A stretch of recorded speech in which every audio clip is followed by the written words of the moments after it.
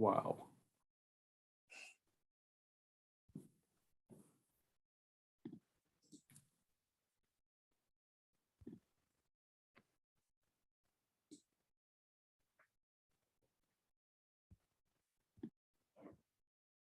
Tim, you're muted. This is unforgivable for the moderator not to know about muting and not muting. But I just was saying welcome to the folks who are just popping in. We have a couple of minutes before we start, and I'm really glad you're all here with us tonight. So amuse yourselves for a moment, get that glass of a cup of tea, or maybe at this hour, maybe it's something a little stronger.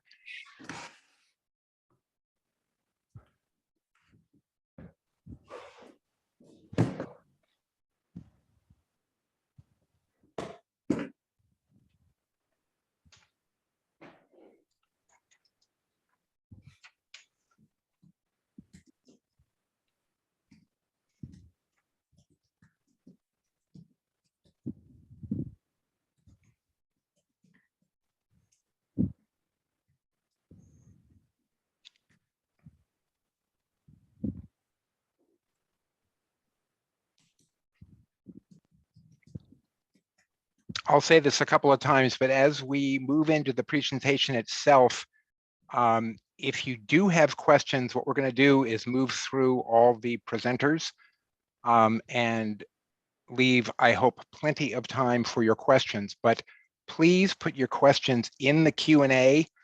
I know you're all experienced old hands at Zoom by now, but use the Q&A function. Lee or Caroline are going to be monitoring that. And towards the end, in that last half hour, 40 minutes, we will try to get to as many of those questions as possible.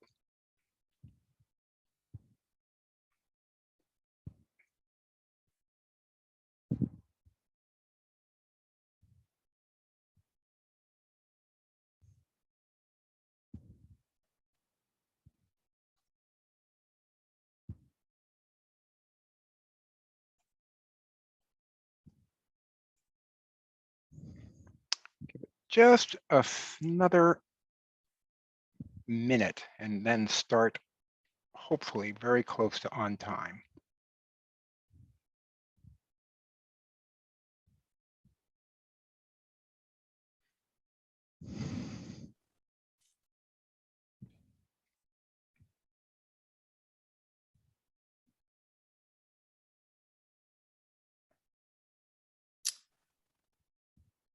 Shall we get started?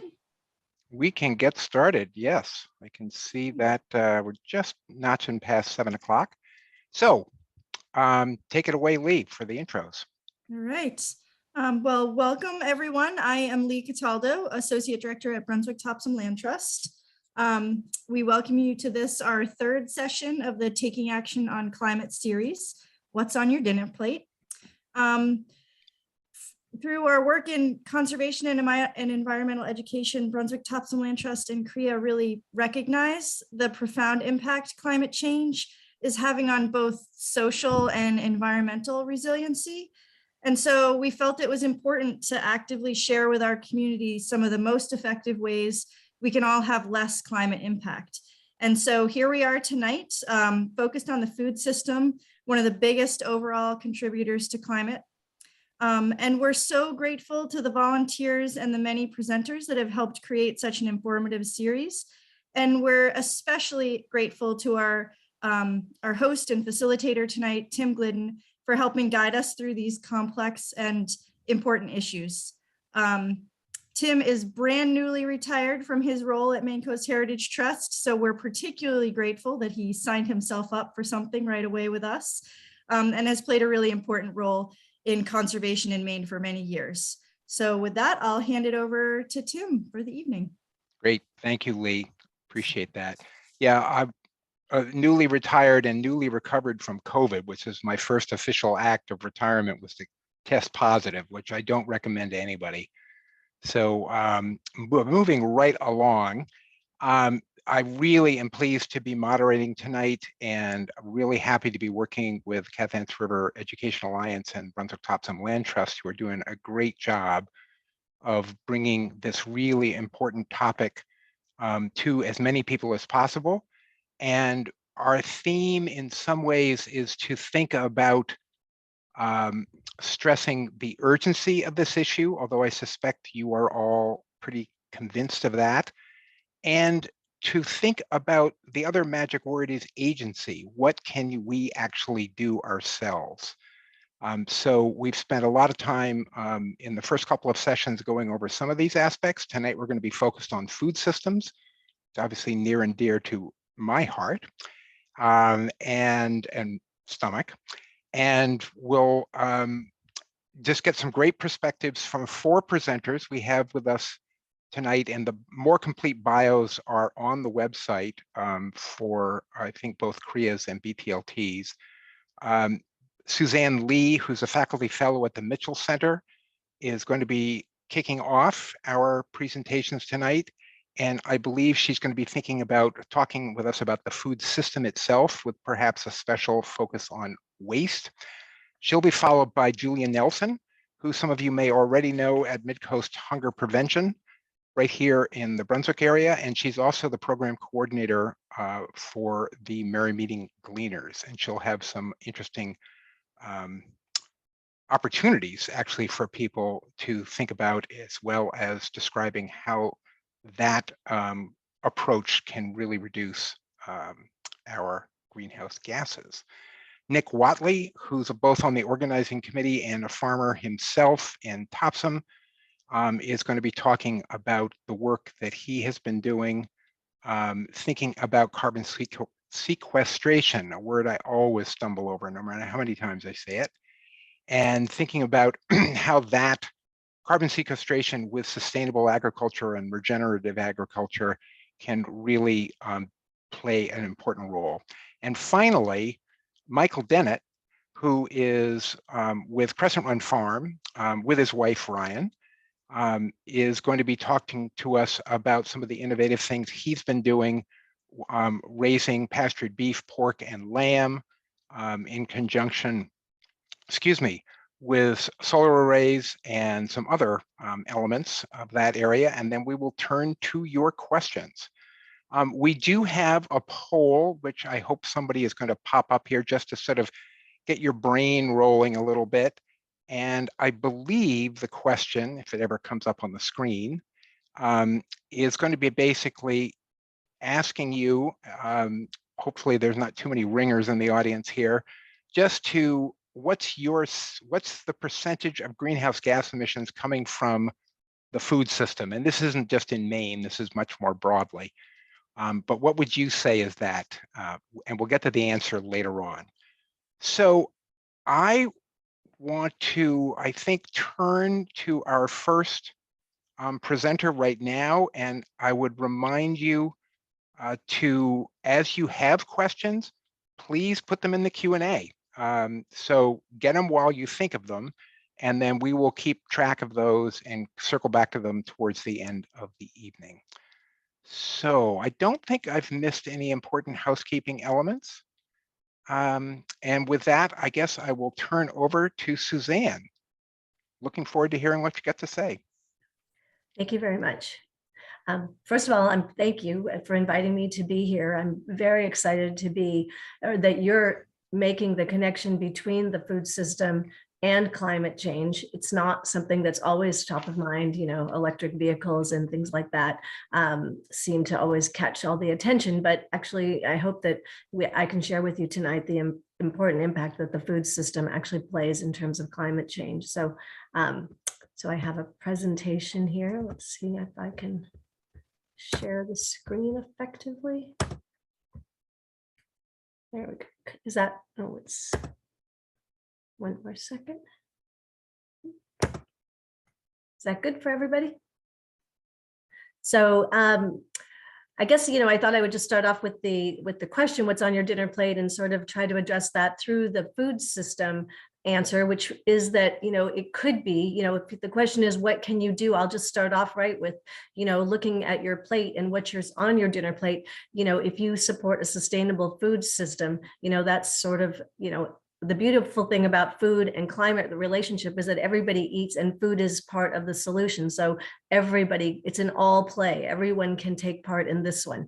And, the sustainability index. So a food system is sustainable if it has no food loss or waste, if it promotes regenerative agriculture, and if it does, if it sort of addresses its nutritional challenges. So things like food insecurity. So, hopefully through the presentation tonight, through the different presenters, you will understand more about how you can make a difference in terms of food waste, supporting regenerative agriculture, and helping, address these nutritional challenges that are currently in our community. So, anyway, that's sort of, we can start off with that, and then let me see.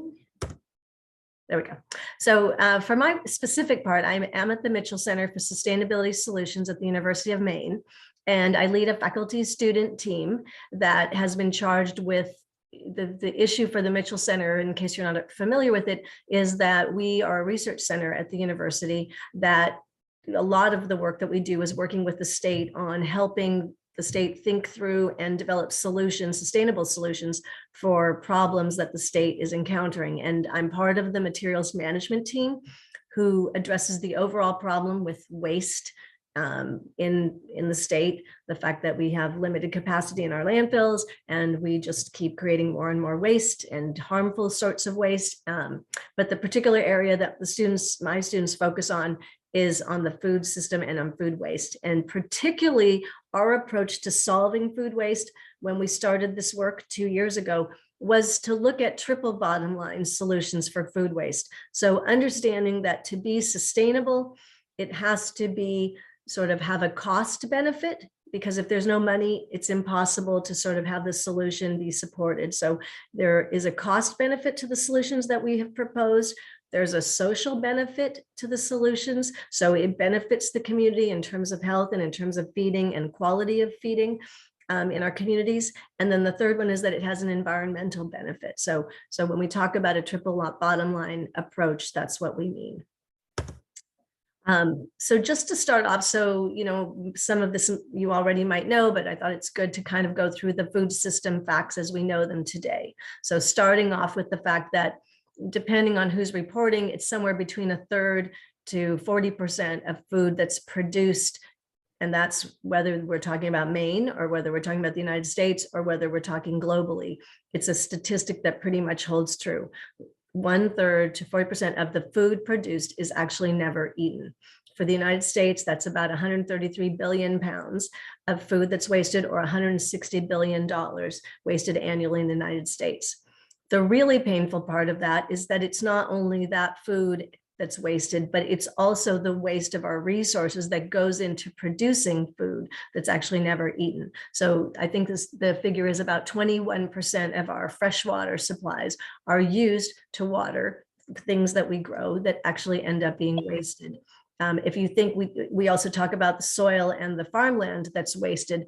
And interestingly, I was reading the other day that the issue with deforestation, which is another, our forests are really where carbon can be sequestered. Well, if you're stripping away, if you're doing deforestation so you can get more farmland only to produce food that you're not actually eating, again, it's like a double or triple burden on the earth. So, and then this food waste, actually 97% of it ends up in landfills, where it, because of the way landfills were never developed to hold food. So actually, when you put food into a landfill, it doesn't get what it needs to break down. So instead it produces methane gas, a greenhouse gas that's 28 times worse than carbon.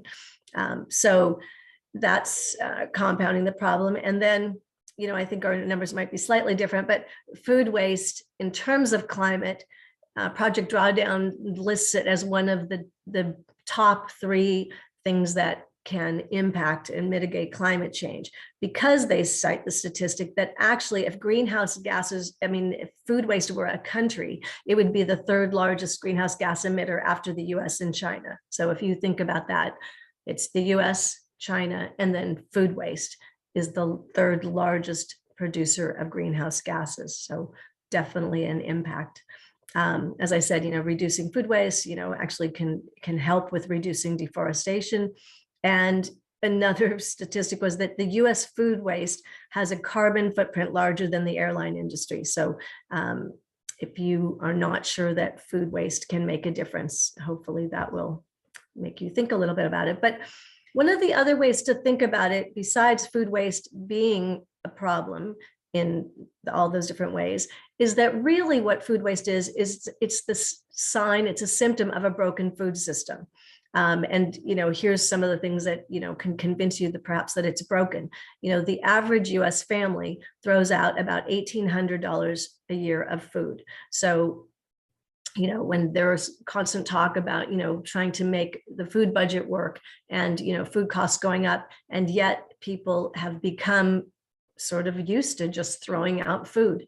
So, if that was $1,800, and that statistic is probably a year or two old, at the food cost now, I mean, it's going to be even worse.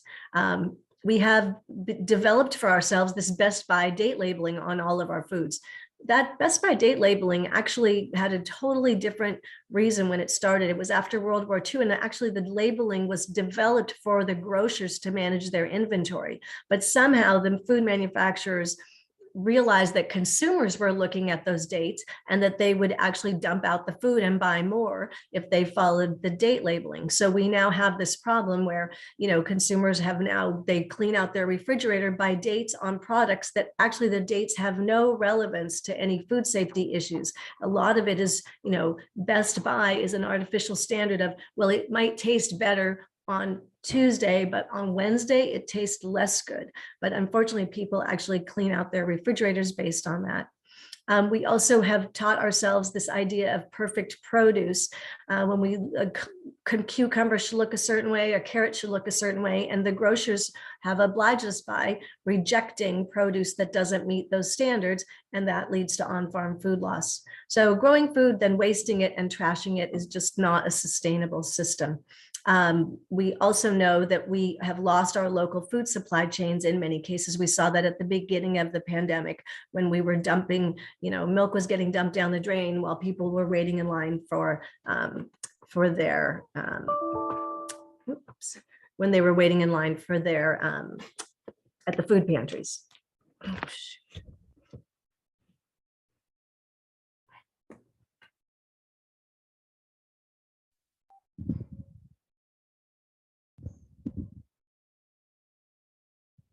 Oop.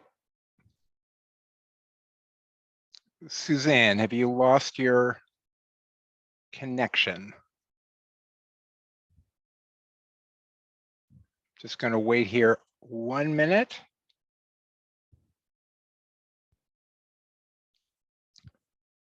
The vagaries of all of this can be challenging.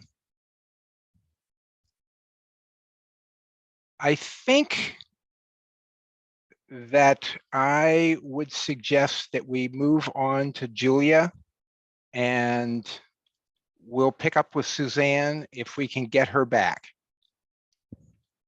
So, although Julia, it's not the right opening for your piece, maybe we can move into your part of the presentation. Yes, absolutely. All right, I'm going to share my screen. There is actually a very logical connection here, so. Yes. Can everyone see this okay? Yes. Great. Okay, yeah, we'll just dive right into gleaning, and hopefully it'll all make sense when we wrap it up at the end, and hopefully get Suzanne back on.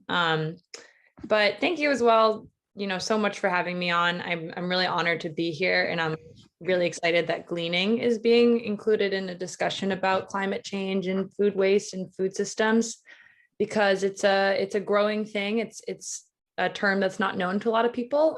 So I'm just really excited to be here. So as Tim said in my intro, I am the program coordinator for the Merry Meeting Gleaners, which is a program of Mid-Coast Hunger Prevention Program. An MCHPP located in Brunswick. We are one of the largest hunger relief agencies in the state. And my program kind of sits alongside a lot of other programs that you might be more familiar with, like our soup kitchen, food pantry, youth meal program. So it's kind of sits right in the organization like that. So there's a lot going on at the agency overall, a lot of food being distributed to people in need. And so that's what we do there. And I also work as the development assistant at Growing to Give, which is a nonprofit food bank farm here in Brunswick. So that's really a really amazing organization too. So yeah, that's me. And so, oh no. Trying to move my slides forward, doesn't want me to do that. Let me try this again. Okay, we'll just go to the next one. Okay, so the gleaning movement. So gleaning, you know, at its basic definition is the practice of harvesting surplus produce from farm fields and distributing it to people experiencing food insecurity. It has lots of historical roots. Gleaning is referenced in a lot of religious texts around the world. This painting is a famous one called The Gleaners. It's a French painting from the 1800s. So gleaning is a very historical act and has definitely evolved over time.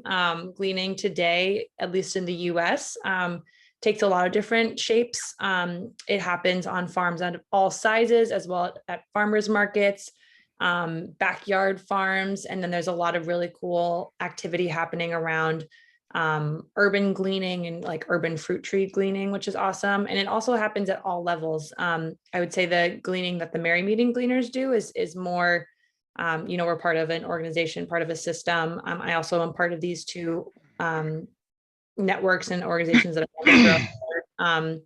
but gleaning also happens on a really grassroots, like community level, which I think is really cool. I hear a lot of instances of folks just gathering to you know, get together and glean from someone's pear tree. So that's awesome. And can everyone see this okay still? Okay, I got a message that said participants can now see your screen. So I want to make sure you could see it the whole time. So yeah, so that's what gleaning is kind of, you know, that's where it's going. I think it's continuing to grow. It's gaining more recognition. And I think a lot of groups are gaining just expanding and growing their operations. So that's awesome. So, but I'm going to talk about what we do specifically here in the Merry Meeting Bay region, and you know, provide you with some action items and kind of and talk about how this all connects back to climate change.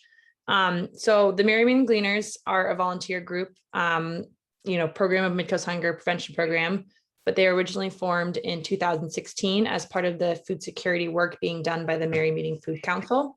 And so the Merry Meeting Food Council worked to build this program. They started working with one farm and then moved to many more farms over the next 4 years, many volunteers. And this past year in 2021, when I started, the Gleaners joined MCHPP, so kind of switched the organization that they were underneath in order to kind of gain more resources and support. But we're still doing the same work that has been going on for the entirety of the program's life. And in 2021, we gleaned about 50,000 pounds of food and distributed to 36 partner organizations with 121 volunteers. And I'll kind of get into a little bit more about how we make that happen and what it all means. But yeah, I just wanted to kind of put this slide up there to talk about volunteers because it's really a volunteer run operation. My job is really just to like handle logistics and admin work and tracking and communication, but I'm not actually out in the field as much as some of my volunteers are. So the volunteers are the ones getting gleaned produce out of the fields or from the farmer's market and getting it to recipients. And so the program is really run by them. And that's what makes it so amazing, in my opinion, because it's, you know, it's powered by people who are devoting their time and driving their cars and being out in all sorts of weather conditions. So it's awesome.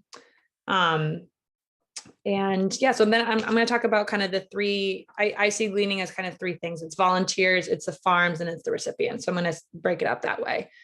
So our farm partners. So as I mentioned, they started gleaning at just one farm. And that was happening on a regular basis. And the word kind of spread. And now we glean at roughly 20 farms over the course of this season.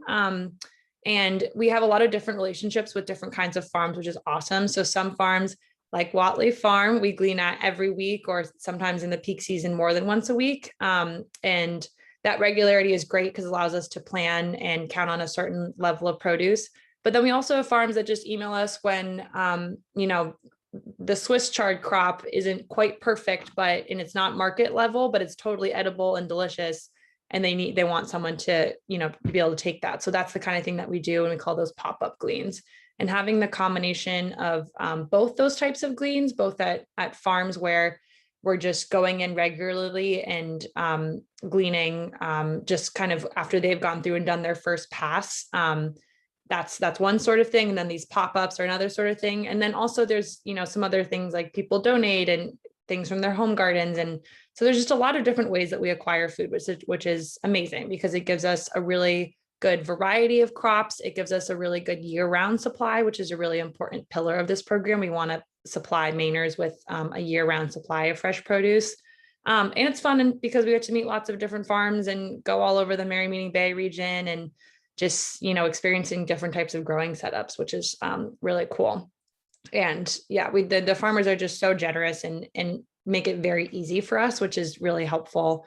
And we hopefully make it easy for them too, but it's just a beautiful relationship, and it's an awesome thing, and it works really well. And then kind of the last pillar that I wanted to talk about is the recipients. So the way that we get our food to people in need is mostly by distributing it directly to organizations that work with different populations who might be experiencing food insecurity or just difficulty accessing food. And different gleaning organizations around the country handle this in a variety of different ways. The distribution side of things can really vary depending on where you are and what you can handle. I've heard of some gleaning organizations that actually operate as CSA, which is super cool. But this is just what works for us. So this year we distributed to 36 recipient organizations. And one awesome thing is that we don't have any barriers on who we can distribute to. The laws and, food safety things around gleaning, like donating glean produce, basically are pretty loose, which is great because we don't have any barriers. So if an organization emails me and says, I have some clients that could use food, I can get it to them. So that's awesome.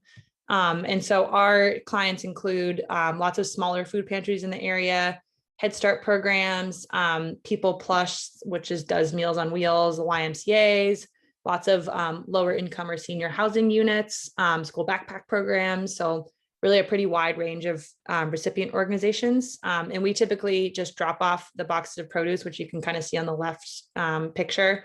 And then the organizations either distribute to their clients in a variety of ways. Sometimes they cook it, sometimes they make bags for them. Sometimes it's like grocery shopping style. So lots of flexibility there.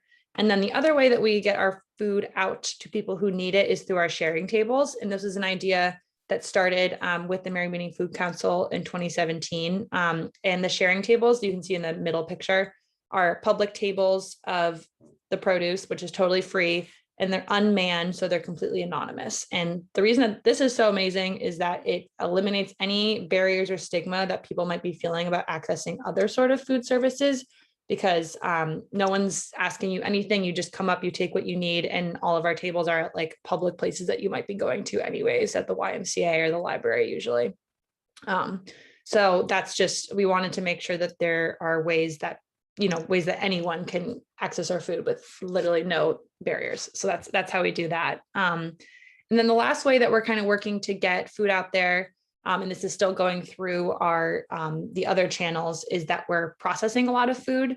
So that means that in the late summer and fall, we cook and freeze things to distribute now, like right now in the winter. So we did soups and applesauce and that kind of thing. And you can see this is the Boat and Track team who helped us make a lot of soup this year.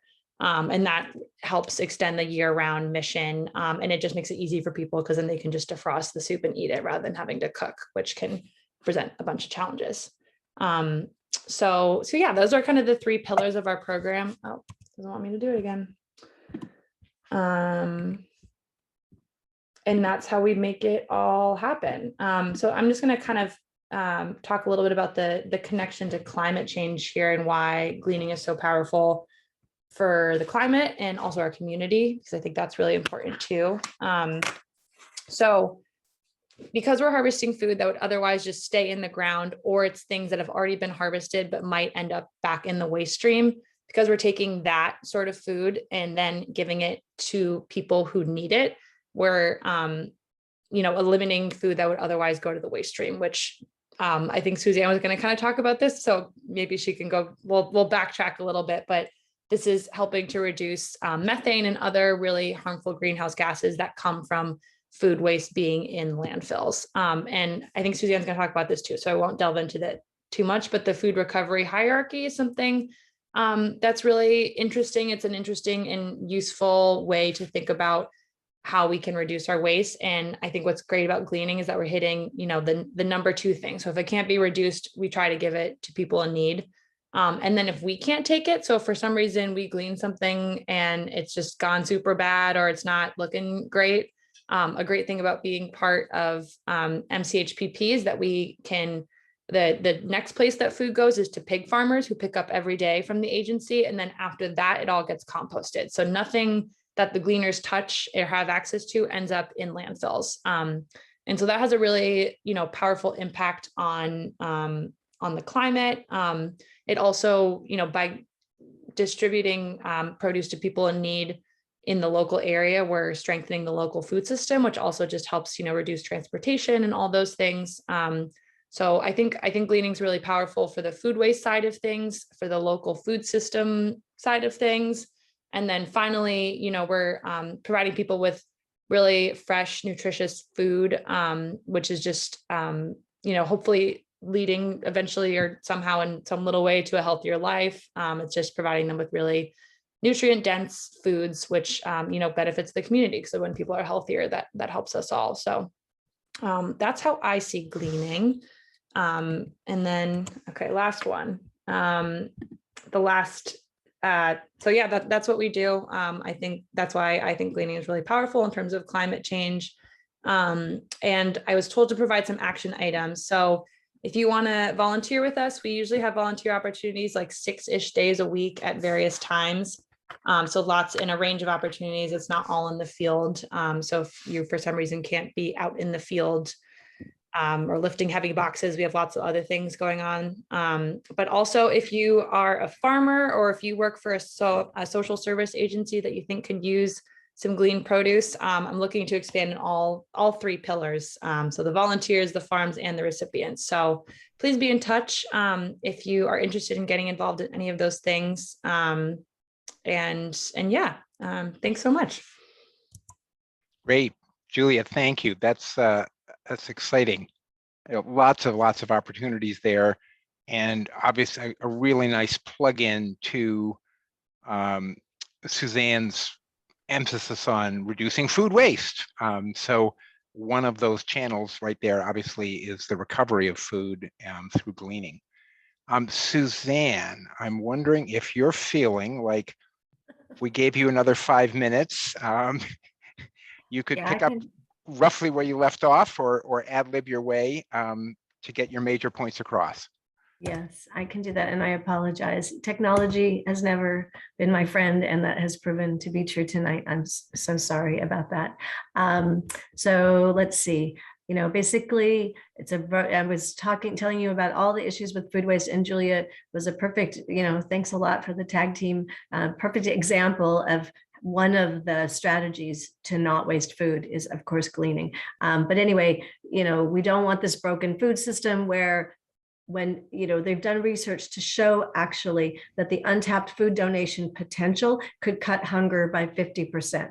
So things like gleaning and other forms of food donation. So even in your family, you bought too much for a holiday, please give it to your neighbors, please give it to people in your community. You grow too much, yes, please share with others. It really helps make the system circular and gets rid of the brokenness. and give you just some quick statistics. Oh, I'm supposed to be on the slideshow. Sorry. For Maine, just so you know what's going on here, 40% of our food is thrown away. The single largest part of our waste stream in Maine, the thing you find most often in the trash, is food. Despite our farming and fishing heritage and how we were so resourceful providing for ourselves, we now actually lead New England in food insecurity, and rank, 9th or 12th, depending on which numbers right now in the United States. And almost all of our food ends up in the landfills with the harm I told you about earlier. So the question, what can we do about that? As I said, prioritize a sustainable and resilient food system. Use the solutions and money that you have available now to make the right choices, and really believe and recognize that human action can make a difference. And some of the specifics, all of that really moves us to a circular food system. So if you think about it, the concept of a circular food system is that because food gets grown and then it goes to feed people. And then if it's not to feed people, it feeds animals. And if it passes the point where it could feed animals, it now gets composted where it feeds the soil. So then you can go back around and grow healthier food because now you put the compost back into the soil. So that, by definition, a circular food system is a waste-free system, because food from the very start is valued as a resource. And it's never, a linear system wastes food all along the way and just puts more, shoves more fertilizer and everything else to grow more food, and then wastes it all the way through the stream. We're really talking about moving to this system. And I give this, picture here to show what it looks like. It's, food is never lost. The basic principles of a circular food system. So eliminate the waste, circulate products and materials at their highest value. So like the food recovery hierarchy, and what Julia's talking about, take the food and make sure that first it's feeding people. And then regenerate nature. Instead of depleting your natural resources, you're actually building it back up. When you compost, you're building up the soil, you're building up Maine, if you want to think about it that way. And it does deliver these triple bottom line benefits that I talked about earlier. Financially, we're better. We're benefiting from cost reduction, revenue generation. We're having a healthier communities, which also actually is economically beneficial. And we are preserving our resources as a state and as a country. So, let me just skip ahead. Our journey to finding the solutions for food waste was using a lot of best practices from around the world, ReFed, Harvard Food Law and Policy. So just to assure you that we didn't come to this easily, we did a lot of research. The Mitchell Center, all of our work is stakeholder driven. So we don't sit up in the ivory tower and kind of conjecture about how we could stop food waste based on research. We actually meet with the community. We work with everybody from Hannaford to Natural Resources Council of Maine, Lewiston Public Schools, the community, to figure out what was the problem with food waste and how could we solve it. We lean totally on the food recovery hierarchy that Julia showed you earlier, that wants you to first of all reduce food waste. So if you reduce the waste, you don't then waste those additional resources. Level 2 says, okay, you've already wasted something. Now what can you do about it? Well, then feed people, feed animals, or then compost, feed the soil. And then basically in terms of food waste solutions, so here's the big ta-da, what did we figure out could actually end food waste in Maine? And this is what we call the big 6. And it can apply to whether you're a business, an organization, or an individual. You can actually use most of these techniques. So solution 1 is that you should start by actually tracking and measuring your food usage. If you're a pay-as-you-throw community, you simply could start taking the food out of your paid bag and notice that instead of having to buy those bags twice a week, you might need 1 bag only every 2 weeks. And actually you've taken all that food out and can put it in the compost bin. So homeowners can do that, as can businesses. The second solution is make sure that food gets to the people who need it. So we are actually working on developing a software system that can link food that's available, excess food available, with where it's needed in a community and using volunteers to get it there. So actually, that software system can power something like gleaning. So if a farmer has food to donate, and we know where it needs to go in terms of a feeding agency, and then you take whether it's volunteers or gleaners and you put them to the task of getting it there. So that gleaning or any type of system like that, getting food to the right place. Education is super important. So we have a website that I think we put in the chat that you can find out all sorts of resources about food waste, the facts and the solutions. So that's important. We are looking to develop Maine's food processing infrastructure. One of the issues with food waste is that farmers, like the pictures Julie showed you, often have a surplus. And like she said, the cucumbers or the sweet potatoes weren't the right shape or size. That would often get lost and not get fed to people. So whether it's gleaning or whether we promote some types of processing, in the past, Maine, every town had a canning facility, I understand, to be able to not waste their food. Over time, we got rid of those. I found that that pie pumpkin place, which I thought was in Maine, actually is in Ohio or somewhere now, I believe. So we've lost some of those processing resources, so we can't preserve our own food. So we're trying to bring that back. And you can do that in your own home kitchen. When you have that excess, you have some fruit that's about to go bad, try actually mixing it with some sugar on the stove and making your own jam out of it. It's a perfect thing to do. Or the milk that's about to go bad, process it into some pancakes for your family. So solution 5 is promoting increased food donation. Again, we'd like to see restaurants and businesses do this, but you can also think about it in your home. Again, you baked 3 loaves of banana bread. Your family isn't going to eat all of them. Before it goes bad, give it to the neighbor, give it to your friends, give it to the food pantry. And then finally, solution 6 is food waste diversion from landfill. And basically, we're working with communities in Maine to make sure that there is a community place so that if you can't compost at home, you will have a place in your community that you can bring your food scraps so that it can be turned into compost. But again, we also advocate home composting is a great solution if you have the land and the means to do it. So anyway, so those are the big 6. And we, with the students, we're actually implementing these pilots of this solutions all throughout the state. But it definitely applies to, there are things that you can do at home. So did I do that in time? You blitzed through it. Thank you. We're starting to get some questions in, so I'm really glad to see those. Please keep the questions coming. And I'm going to then flip over to Nick, who's going to take us to chapter 3 of this evening. After he unmutes. And yeah. Such technicalities. And after I put my stuff up there, let's see.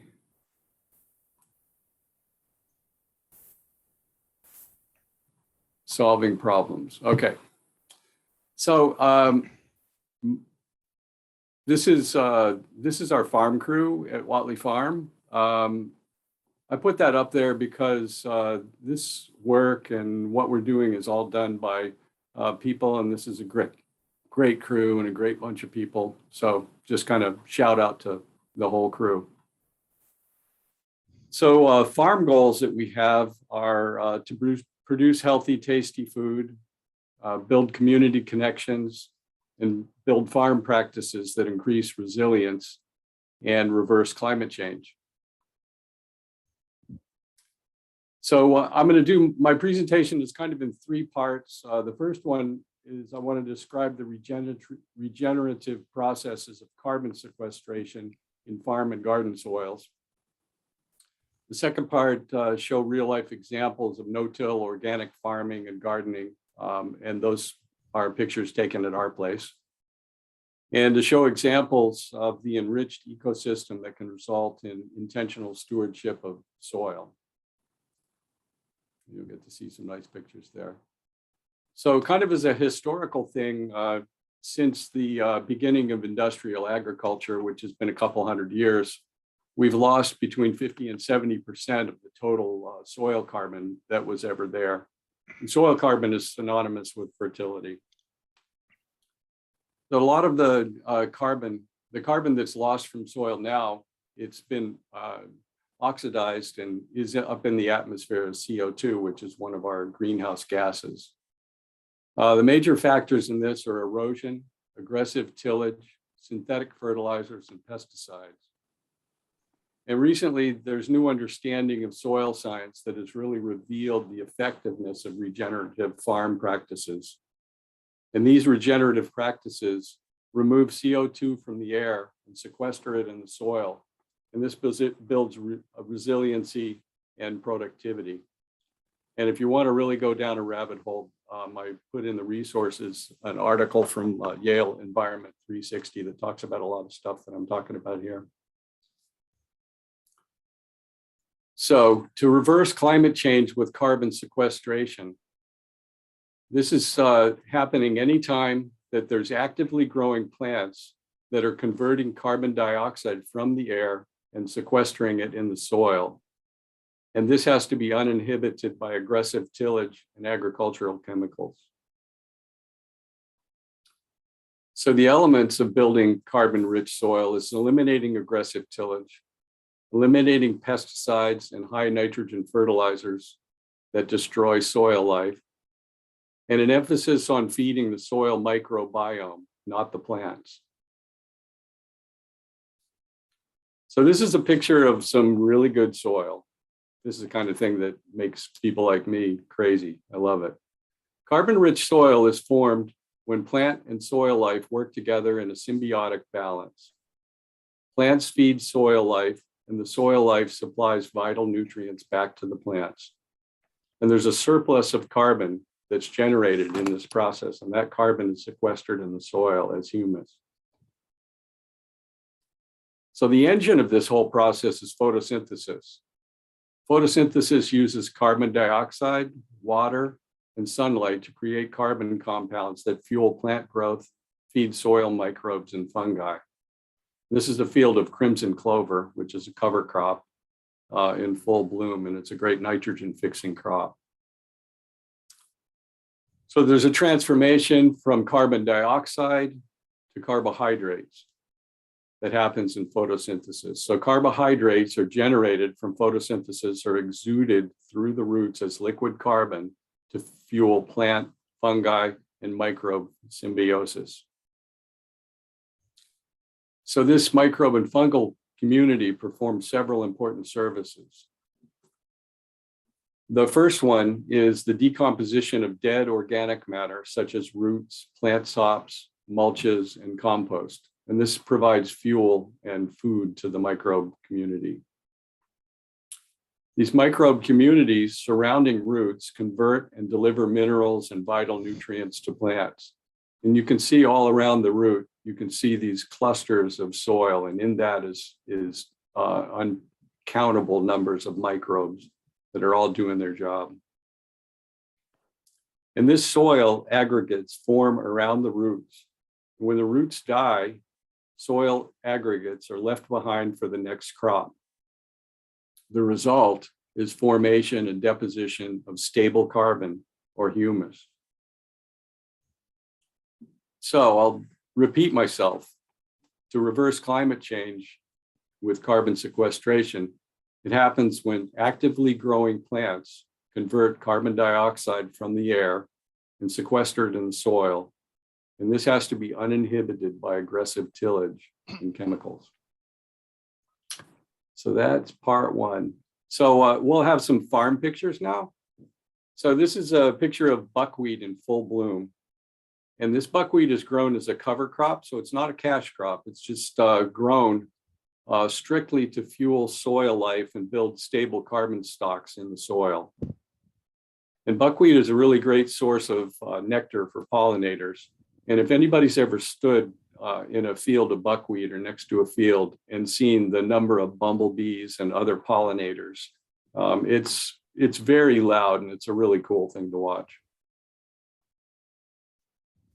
So some of the elements of no-till farming and this also applies to gardeners that we try to adhere to, is establishment of permanent beds.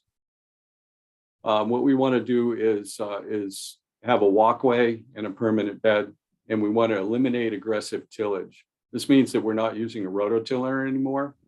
And what I've pictured here is a broad fork, and that's kind of the deep tillage tool of choice for no-till people. So we're pushing these tines, they're about 12 inches long. We're pushing these deeply into the soil and then gently rocking this broad fork back just to open up a small channel to let some air down in there and loosen the soil deep. It gives us deeper plant roots. So we'll do this about every 6 inches across a garden bed. We're not really turning the soil over. We're just opening it up just a little bit. And after we harvest the crops, we're going to leave the roots in the ground. And these can be cut off an inch below the surface of the soil. And those roots will rot and provide food for the microbes afterwards, which in turn will feed the plants that we put in next. So here's a picture of some permanent beds that we have established. And it's a good visual of the treatment. You can see wood chips that are in the pathways. This is the only place that ever gets walked on, it's the pathways. And compost is put on the bed tops. So this is all very loose and friable. And so we're able to, when we plant our garlic, we just take the clove and we can push it into the ground very easily. And after we're done planting this garlic, we're going to cover this field with straw. And that's going to protect the field from erosion for the winter. And it's also going to protect the garlic from big freeze thaw cycles and whatnot. And the great thing is that the straw is there in the springtime and it begins to break down and it provides a little bit of food for microbes. But you can tell we're talking a lot about microbes, and that's how this whole thing works. That's how plants are fed. So here's that same field in June, right before the scapes pop. So you can see that we've raked the straw off of the beds, and these beds are all carefully hand weeded because garlic is not a competitive crop. And in all of these no-till applications, we're trying to have minimal soil disturbance on the top, and this helps to preserve the carbon in soil. So the garlic then gets hand pulled, and we would spread some more compost on top of the beds. Most of the straw is rotted down by now in the pathways, so we're going to add some wood chips and plant the carrots right after that. So that's probably the end of July. And this is what the field looks like in September, which is about a month before harvest. And this here is what the field looks like after we harvested carrots last fall. So we hand pulled all of the carrots and broke the tops off and carefully placed them on top of the beds. And this provides some cover for the winter, some protection from erosion. And also these things, these carrot tops will rot down and provide a little food for the microbes in the spring. And that is farm dog Willie Boy. And he is inspecting to see if we've scared up any voles. So we're thinking of the farm as a developing ecosystem. And some of the aspects of that we really take a lot of pleasure in is the birds, pollinators, and planting beneficial insect habitat. So this was a very cool experience last fall, or summer and fall. While I was mowing, this great blue heron showed up. And I never knew that great blues snack on voles. And I saw this great blue do between 3 and 4 voles per episode and then fly up in the tree. And it looked like it was kind of groaning. And it just kept showing up day after day. It was very cool. And then you can see this birdhouse. We've got 8 of these around, and it's nesting for bluebirds and tree swallows. And that's what happens when you look inside the nest to see what's going on. It's pretty fun. And also tree swallow babies. So we have a lot of fun with that. Now we plant a lot of beneficial insect habitat in with crops. So this is a picture of borage, which is in full flower. It's a great attractor, and that borage is in a caterpillar tunnel with tomatoes and summer peppers. And bee balm is another one. We're nuts about bee balm. And that's another, what I would call deafening crop. It is so attractive to pollinators, especially these hummingbird moths, which are really fascinating to watch. Not only is this stuff fascinating, but it actually is providing a system for the farm that's really protective against pests, and has resulted in our being able to almost eliminate pesticides. Nick, I need to ask you to sort of bring it to a conclusion so we can save a little time for Okay, Michael. yep, I talked too long. So this needs no explanation. This is sweet alyssum, and this is a great place to attract predators, predatory insects. So anyway, back to the actions, and this is the last slide. You want to keep your farms and gardens covered with actively growing plants. Eliminate aggressive tillage. Think broad fork, not rototiller. Leave the roots in the ground. Eliminate synthetic fertilizers and pesticides. Think compost and cover crops. And encourage broad habitat and interplant pollinator species. Okay, that's it. Thank Sorry, you, I took Nick. so long. That's Yep. okay. It's a lot of ground to cover. I I don't mean to know. make a pun. I don't mean to make a pun. Well, you did. Yeah, it's a weakness of mine. I know. Michael, I will let you run into the question period a little time just to make sure you get your due here. Okay. Go for it. Okay, great. Well, I want to thank everyone for including me today. It's interesting to hear other folks speak from different sectors of the industry or from different viewpoints, and it's interesting that there's so many similarities and cross-cutting concepts. It's really kind of fun to get together and share some information. Shout at me if you can. Nope, that's the wrong button. It was the. There we go. There you go. Shout at me if you guys can't see my slideshow, but I'm assuming Can you see can. it. Can Okay. see it. Whenever I do public talks, I always feel the need to like state a disclaimer. If at any point you feel like I'm talking to you like you're 13 or 14 years old, please forgive me. I'm a middle school teacher by trade. So once I get on a roll, I just sort of like slide into that persona, I guess. Anyways, my name is Michael Dennett. I am a co-owner, and I just gave myself the title of lead shepherd for Crescent Run Farm. It's a small business that my wife and I started around the same time Nick started his, about 10 years ago. We've gone through many different iterations, and I'd like to share with you what we're doing today. So who are we? My wife, Ryan, is a director at MOFCA. I teach middle school and sort of run the day-to-day business, animal care, and behind the scenes work. And we have a daughter, and I mention her because obviously part of my family, but also she's just provided this enormous amount of perspective and has really encouraged me to keep things as efficient and as sustainable as possible. In addition to that, we live on a small homestead, 18 acres in Jefferson. And as a family, we really prioritize gardening and building community through homesteading.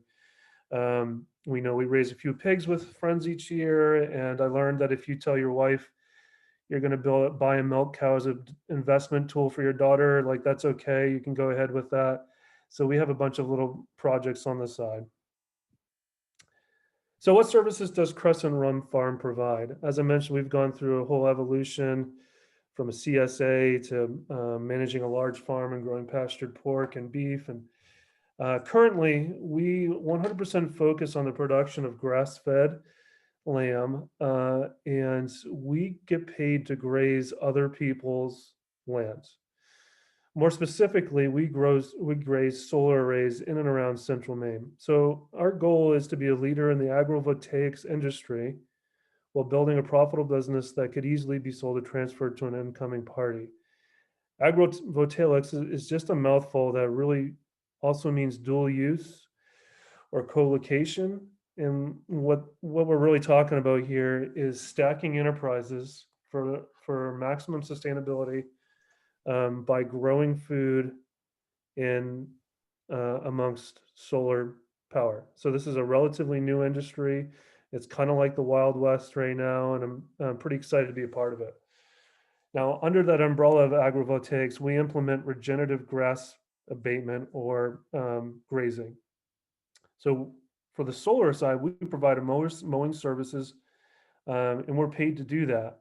On the farm side, we're paid to grow a high value product. So I'm finishing lamb, and I sell whole carcasses to area butchers, including 2 within the area, as well as direct to consumers. And this is a picture, I think that's from May, up in Skowhegan. So our business is built on relationships, and there's actually a lot of what I do. So we have relationships with butchers, we have relationships with farmers where we lease sheep from. This year we'll be leasing some flocks. And then I've been building relationships on the solar development side, and I'm currently working with 3 developers, BNRG out of Belfast, Ireland, Blue Wave, and Revision. And additionally, I've done a lot of work in assisting in getting this industry off the ground in Maine with state level agencies, public outreach, and just like spreading the word and talking to people. So let's dig in a little bit. I just love this picture. This picture is from Augusta on Route 3, the intersection of Route 3 and Churchill Road. So this is a 31 solar acre array we're looking at. And I think it really illustrates my first point here. I truly believe that agrivoltaics or solar grazing is symbiotic. Now, if you think back to 8th grade science, symbiotic is a net positive relationship, so everyone benefits. In business, it is really hard to find symbiotic relationships that are truly symbiotic. But I think this is one of them. So I bring a load of sheep onto a solar array, we graze the grass, I put on pounds of lamb, I put on health condition and ewes, and I harvest fleece. All the while, my crew of sheep you see here are keeping the grass at a manageable level so that it doesn't shade or impede upon electrical production. So I have contracts that stipulate, you can't have grass casting any shadow on any solar array at any time. So that's my job. All summer, we manage sheep to keep grass below shadow level. And it's a wonderful thing because sheep are sustainable mowers. While we're out there grazing, we're creating all sorts of habitat for pollinators, insects, moles, and voles, and I'll get into that in a little bit. We're also spreading manure, and at the end of the season, we provide a lot of delicious dinners. So I want to just give you a quick look, hopefully this doesn't screw things up too bad, of what I could watch this all day, as I mentioned, but this is what it looks like. This is a solar array. It's like 7 months post-construction. And this year was exceptional with the amount of rain, but you can just see these animals existing in their complete natural habitat, abundant shade under the panels, and just really happy. Switch back here, see if we can figure that out.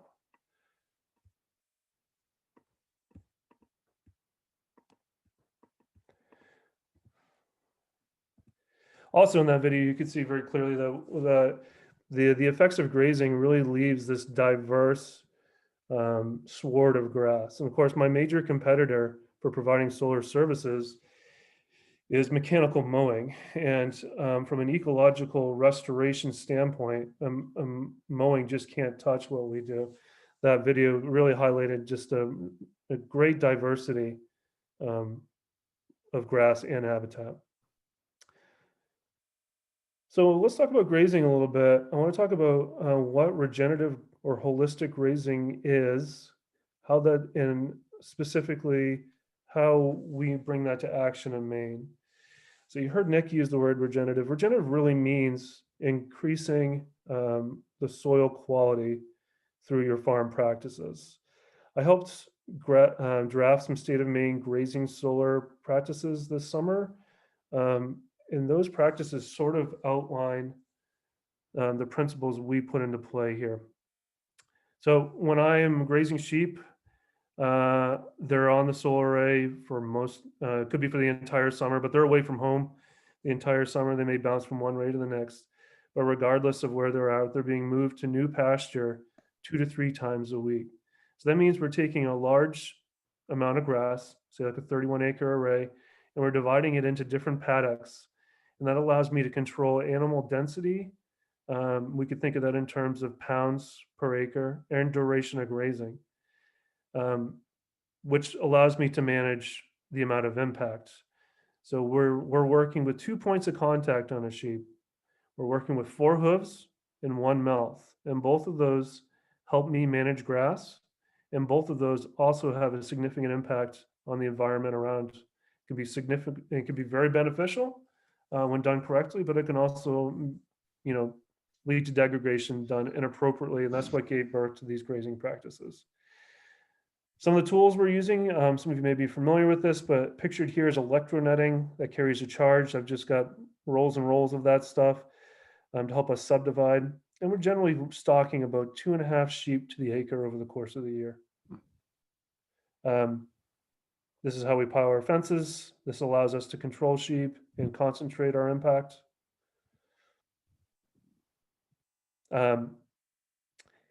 And just a few practical advantages of solar grazing before we kind of look at the more regenerative side of things. One of the reasons that this just works so beautifully well is that sheep can go where places where mowers and people can't.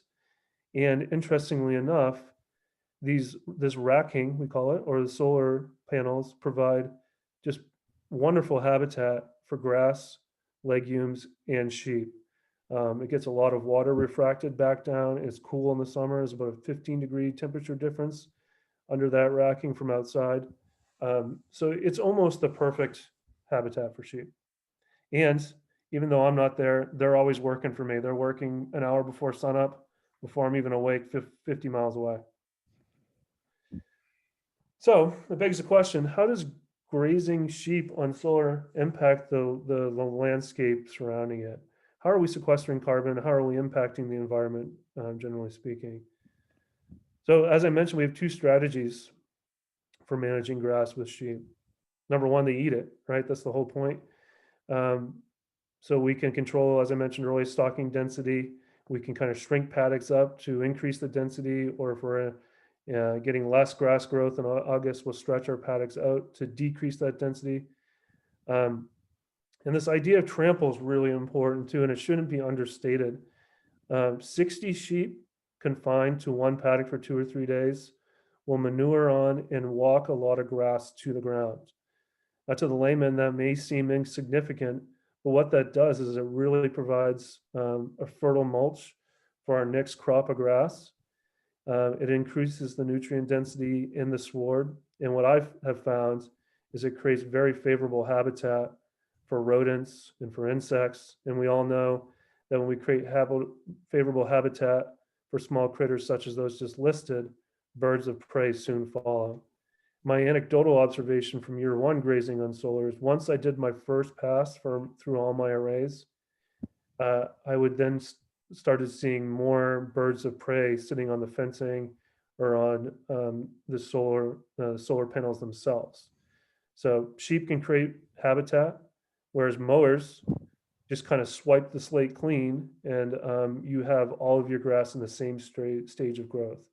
Additionally, mechanical mowing, as we can all imagine, particularly if you've ever cut hay, just kills tons of rodents, snakes, turkeys, you name it. It just creates this homeostasis sward of grass and also produces greenhouse gases. The sheep to the right are not mine, but I wanted to show this picture. The picture to the left is mine.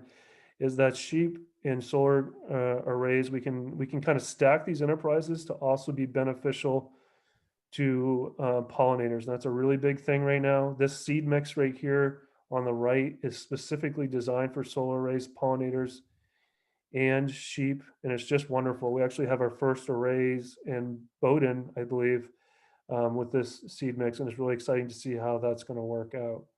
So if we pause for a second and think about what we're doing here, we're capturing sunlight two ways, right? We're turning it into electricity that's going onto the grid and into the market. But we're also capturing electricity through photosynthesis.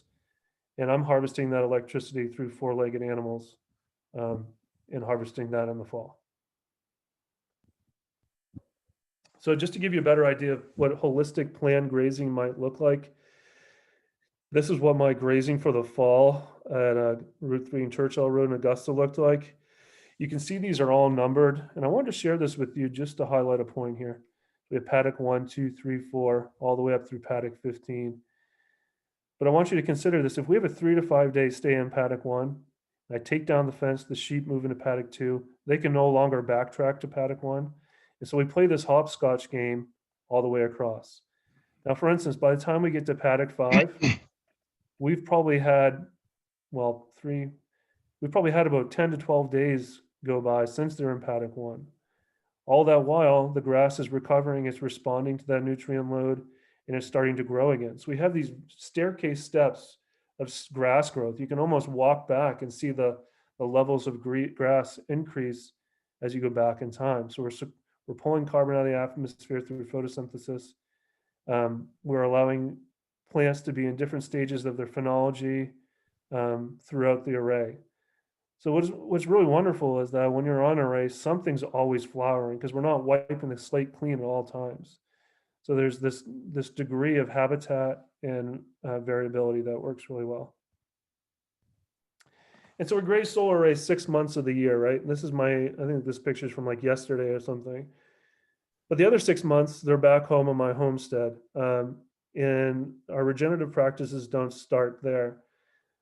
I've grown confident enough and experienced enough stupid mistakes that I've made to allow my animals just kind of guide me in how they prefer to live. So for years, I kept my sheep in a barn, and they're pretty content to stay there if they don't have another option.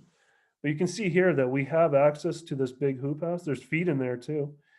And what I've been doing is what's called bale grazing. So bale grazing is this idea of setting out all your feed at once or in chunks, and then giving them the correct amount when they're ready. So some of the feed's fenced off, and I give them access to it as they need it. So we can see here, there's a bale. This bale is they probably had access to it for 24, 36 hours. That's a big 4x4 silage bale, and it's now being ripped apart. And they're spreading a lot of it on this really poor pasture, right? Not only are they spreading the carbon, but they're also spreading that nutrients and those minerals that I imported from somebody else's farm. And now I've got a deep litter bed on my pasture. And at night, they'll go back to last week's hay and just lay on it and manure on it. And so we've got this deep mulch that's ready to welcome a whole crop of earthworms in May and June once it warms up. So we're incorporating someone else's carbon from someone else's farm onto our really poor pastures at home as a way to increase water retention through increased carbon and fertility through sheep manure and imported nutrients. Michael, I'm going to need to, there you go, the conclusion slide. Yeah, Bingo. Here we go. Yep. So in conclusion, grazing sheep is a viable way to keep agricultural lands and soils in Maine in production. Demand for solar sheep outstrips supply in the Northeast, if not the US. Tremendous opportunity. And here's why you should eat lamb over beef. I'll be real quick. One ewe can wean 1.5 lambs that are 2/3 her body weight by early fall on grass. And it takes about 6 ewes to the cow, and it takes about 24 months to finish a grass-fed beef. If you didn't follow that, the takeaway here is sheep are super efficient. Also, they eat everything. And if you want to feel like royalty all year long, just buy some grass-fed lamb. It's super nutrient dense, it's delicious, and it's really high in good omega-3 fats.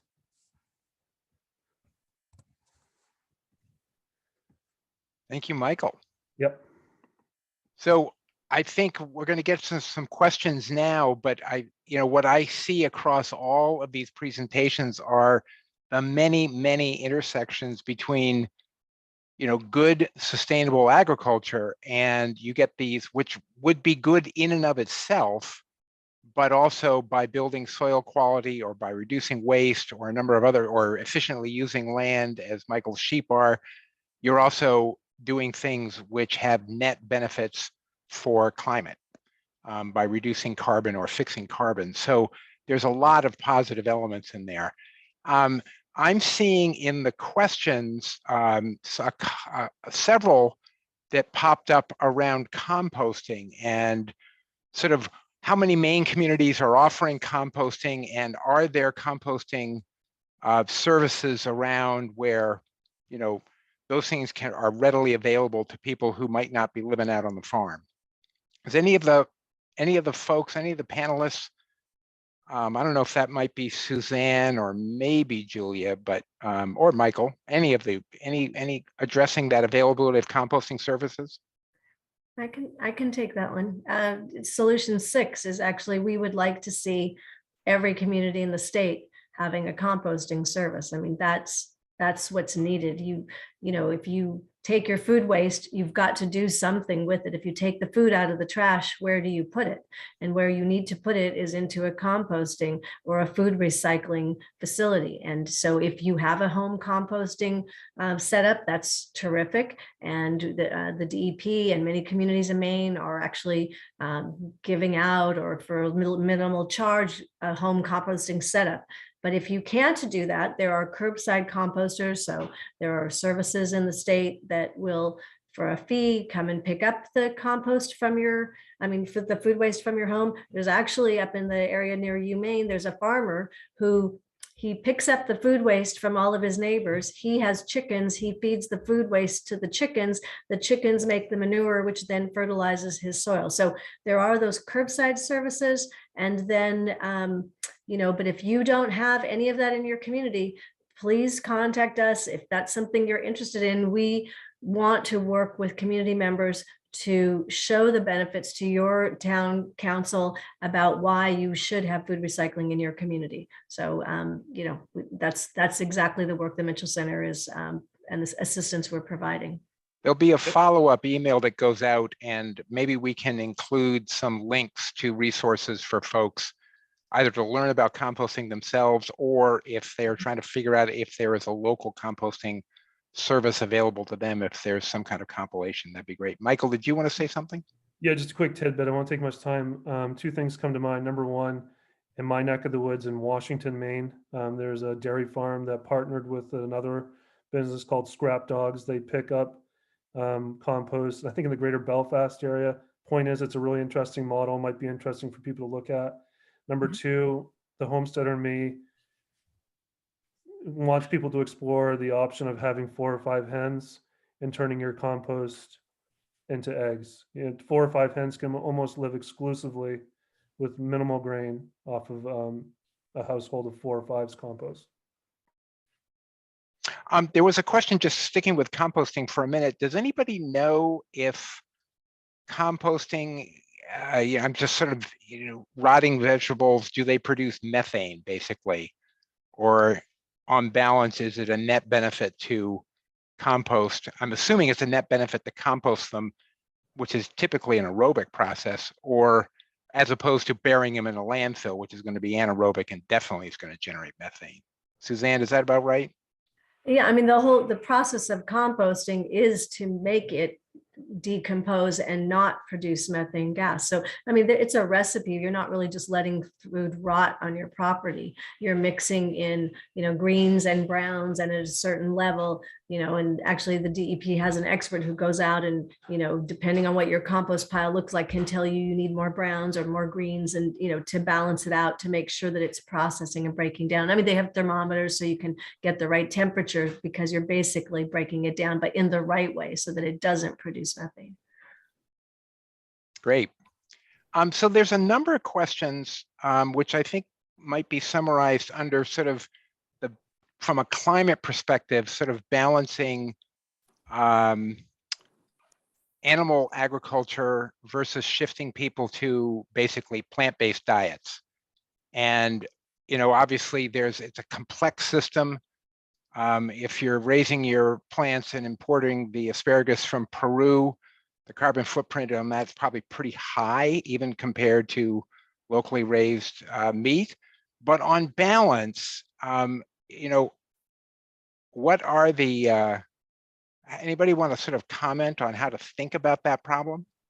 Yeah, I mean, I think we got to frame this with some context. I mean, the reality is we live in a state with pretty poor soils. Okay, so the reality of the situation is that you have the Brunswick-Topsham Bonaham area, which has some very favorable soils, but the rest of the state is quite poor. And it's not that it's not suitable for growing crops, but a large portion of the arable land in Maine is far better suited for grass production harvested through an efficient small ruminant. Maine has some of the highest, this is hard to believe, but it's true. Maine has some of the highest per acre stocking densities for herbivores based on our climate and the grass that we can grow.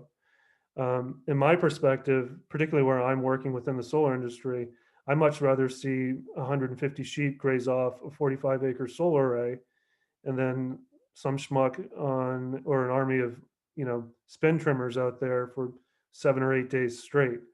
But we are very well suited for harvesting grass through herbivores.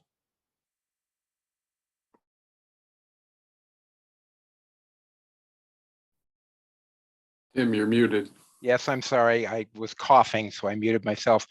Nick, you've got an operation at I don't know, you might just sort of observe what your scale is, but also just this question of, you know, plant production versus animal production and trying to balance that overall mix from the perspective of climate.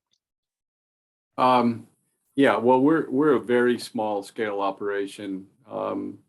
And at this point we have a few ducks, so we're mostly a vegetable operation.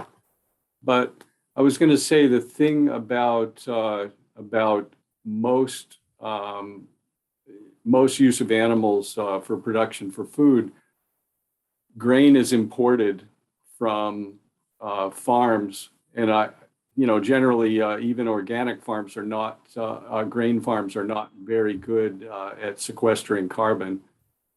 But when you add transportation and this specialization and the, you know, the negative effects of row cropping, and, you know, think about the Midwest, you end up with a super inefficient system where, you know, a system like Michael's is, you know, directly on the grass. It's the most efficient system possible. But what I was going to say about the whole thing about carbon sequestration is that you've got to keep your eyes on the biology of the you've got to feed the biology. You've got to have green plants, photosynthesis, and the row cropping techniques need to emphasize, you know, staying away from tillage. But the most efficient, and I can't claim that we're anywhere near as efficient as Michael's operation. I don't know if I've answered the question, but there's my spiel. It's a mix. Stick with soil quality though for a minute, Nick. There's a question about how do you regenerate soil quality? So if you've got poor soils, and Michael actually sort of commented on this as well with that final picture, but how do you regenerate soil quality? Well, there's a funny thing where, you know, the common concept is take a whole boatload of compost and throw it on top of the soil, and that's one thing. But most of the organic matter that we put in the soil, a lot of that is consumed by the microbes in the top, you know, 6 or 8 inches or a foot of soil. And it ends up as carbon dioxide, actually. But there's a carbon cycle, so that, you know, it's all coming back. You know, when you photosynthesize, you're bringing the carbon back out of the air and putting it down into the roots. but the real stable carbon or humus is actually built from the liquid carbon that's exuded through roots and is broken down and humified by bacteria and fungal relationships down there. So, the principle of a righteous pasture full of grass being grazed by sheep, that's a fully covered, fully photosynthesizing, carbon sequestering situation. And, in gardens, you want to mimic that as best as possible and keep plants growing at all times. One thing that, just to dovetail when you were saying, Nick, too, is one thing that's taken me a long time to kind of gain an appreciation for. But when as farmers, we're trying to manipulate what biology does on its own. And if you think about the soils where I sit right now, that's a 10,000 year process to get to today. So some of these carbon sequestering, improving soil fertility, you got to be patient. It's like planting a tree. You got to know what you're doing and have a plan of attack and stick with it. Like these things can take quite a bit of time. Yep. Yep. It's not really my area per se in this presentation, but just in the research that we've done, and please, the farmers can correct me, but that compost and, applying that to the soil, I mean, it's called black gold for a reason. And I know that there's books been written, and a farmer in Japan, proved that you can take a desert sand and actually, by the application of compost, I mean, you can turn, that poor of a growing medium into actually being fertile again through the right use, I mean, particular compost. And I thought also rotational grazing is really a counter to the whole climate impact of cattle. And so that, it's not necessarily that meat production is bad. It's sort of how you do it, in the same way that vegetable production isn't, good or bad. I mean, it could be worse depending on how you do it. And so I think that, the practices that we're talking about here tonight are all, tending to the good, regenerative in all cases. Yeah, one thing to say about that is that there's different ways of raising livestock. And if livestock are raised in a confinement, they call them CAFOs, a confinement animal feeding operation, it's one of the worst things you can do. Right. It's an environmental disaster, a humanitarian disaster, it's an animal rights disaster, and that is a completely different thing than an animal in their natural setting. Right. Yeah, just to conclude that too, and I see Jake and Abby in the comments here, I bet they'll agree. I always told customers when I was at farmers markets that if you're going to buy meat, or if you're going to consume meat, consume less, but consume the best quality you can afford. So maybe you do slim back on how much meat you're eating regularly and just buy high quality product from someone down the road. I think that last phrase there, that down the road part, is an important part of the equation. I don't think anybody actually answered the poll question from the very beginning, which is, roughly what percentage of Maine's carbon budget, if I'm getting this right, was coming from the agriculture sector. I think the answer that we thought was the correct one was 34%, but a lot of that does depend on how you think about the food system. And the transportation of the food product, plus the inputs, is a huge component of that for standard commercial industrial farming. So I know nobody's actually quite said it until you did a moment ago, Michael, but that sort of buying as locally as possible, as locally as you can afford, is also seems like that would have a significant carbon benefit by cutting down on transportation impact. Absolutely. But let me just put that out there, not because I know it, but as something for the people who actually do know this to comment on. Does that seem right to you guys? Nodding heads. As an example right now, I mean, Americans consume very limited amount of lamb per capita, though it is growing quickly. 60% of the lamb consumed in the US comes from New Zealand. That's ridiculous.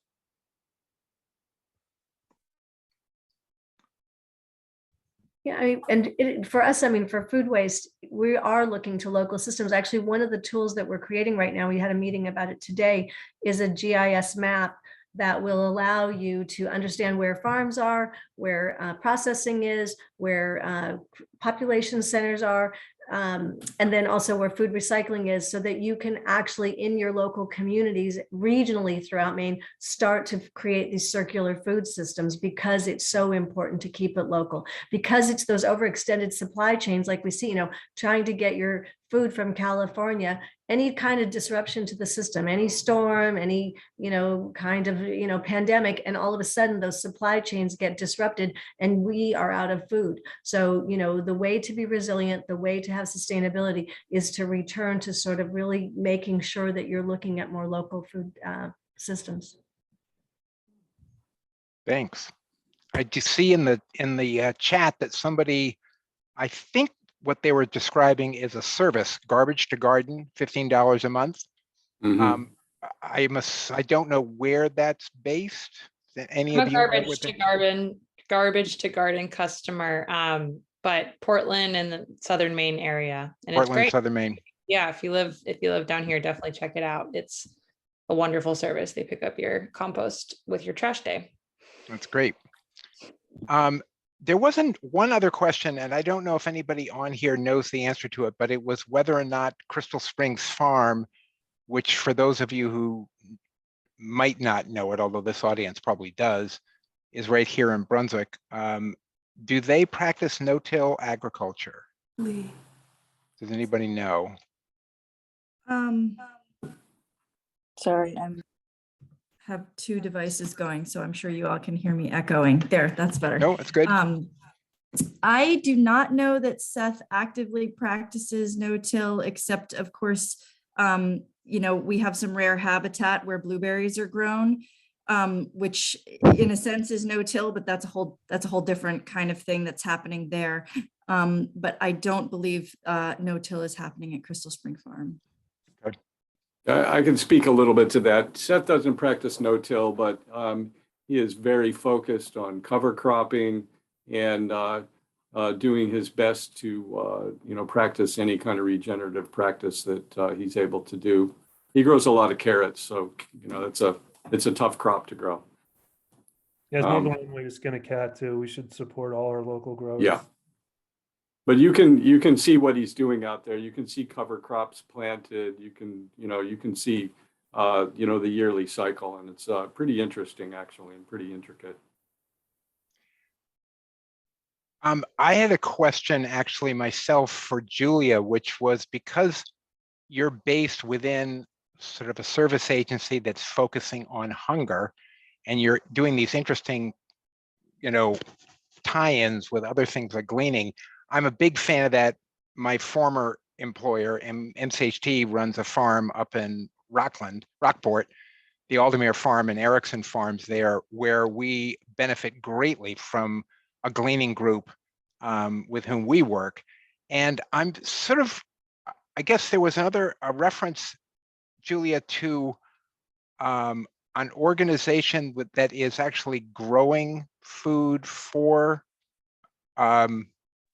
it's not gleaning, it's like growing it and it's feeding directly into supplying, I guess, folks in need. Yeah.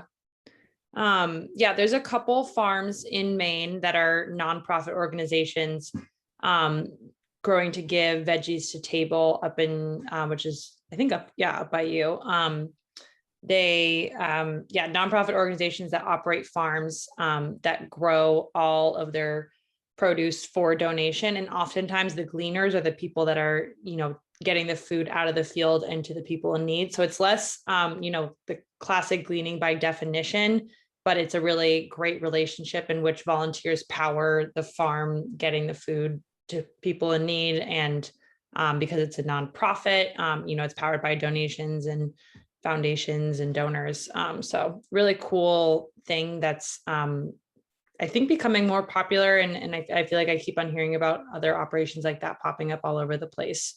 So yeah, definitely in our kind of region, Growing to Give in Brunswick, check out their website. Can drop it in the chat if anyone's interested in seeing what they do, and they're volunteer powered too. So it's a good option to explore if you're interested in getting involved. It's great. I can see I'm not keeping up with all of them, but there's a lot of elements and resources being popped into the chat. And I believe this is going to be, we're recording this, and Caroline's going to circulate the recording, so we will capture those resources for you when that comes back around. Oh, and I'm seeing an old friend, Craig Snap, has joined in here, mentioning the incredible Edible Millbridge, which is a fabulous program that some of you may know about, which basically grows foods in sort of micro garden plots around the around town, free for the taking, very much like the food tables that Julia described. It's a pretty wonderful operation up there. I'm seeing probably our last question here, since we just turned 8:30. As part of sustainability, can Korea promote more plant-based recipes? Is there a way to make some kind of recipes available for, I mean, I know that's a problem, not a problem, but a challenge maybe when food is being delivered out through the hunger programs, is giving people fresh vegetables is wonderful if they don't know how to cook them. You know, that can be a challenge as well, but that's probably true for many of us. Yeah. Great suggestion. I think actually Good Shepherd has taken that, you know, they're constantly looking to expand how they deliver food to people. And I think understanding that cooking is a challenge sometimes with the food that's given out in the pantries, I think they are doing recipes now. Yeah, we also have a cookbook, and it's structured so every veggie that is grown in Maine has a page with a few different simple, cheap ways to cook it. And I have a lot of copies of those. So if anyone would like one, let me know. You may be hearing from people. Yeah, Harriet just dropped it in the chat. It's called Know Your Veggies. Mm-hmm. Well, I want to thank our panelists for their time tonight and presentations, and for the perseverance of the audience through some of the technical challenges that we faced. We really appreciate you hanging in there for it. You know, a recording of this will be circulated, and I know that there'll be, in addition to the resources that are in the chat, there's probably some other things that will be appended to that. Please don't forget to sign up for the remaining 3, I think, sessions that we have coming forward. Again, Thursday nights, and look forward to seeing you all again, and really appreciate your time. Anybody have a closing comment they wanted to make that I didn't let them get any airtime? Just one thing. As a veggie grower, I used to hate the end of farmers market until we ran into the Merry Meeting Gleaners. Absolutely right. Very satisfying work, I must say, working with gleaning and with food pantries. Tim, Okay, yes, just Caroline. A quick plug for next week's program, which will feature a woman from the sustainability coordinator from Falmouth. Will be talking about Falmouth's efforts to develop a climate plan with the notion that their efforts can be an inspiration to others who might want to start similar programs in their towns. And we'll be hearing from Efficiency Maine, which has a huge number of programs that help people get more efficient with their energy. And we'll hear from an individual who's associated with an organization that has many different ways that you can contribute to climate change through their weatherization program, and you can be involved with it both as a volunteer and as a user of their products. So I hope people will join us next week, and we'll have a link in the follow-up email to sign up for next week's program. That's great.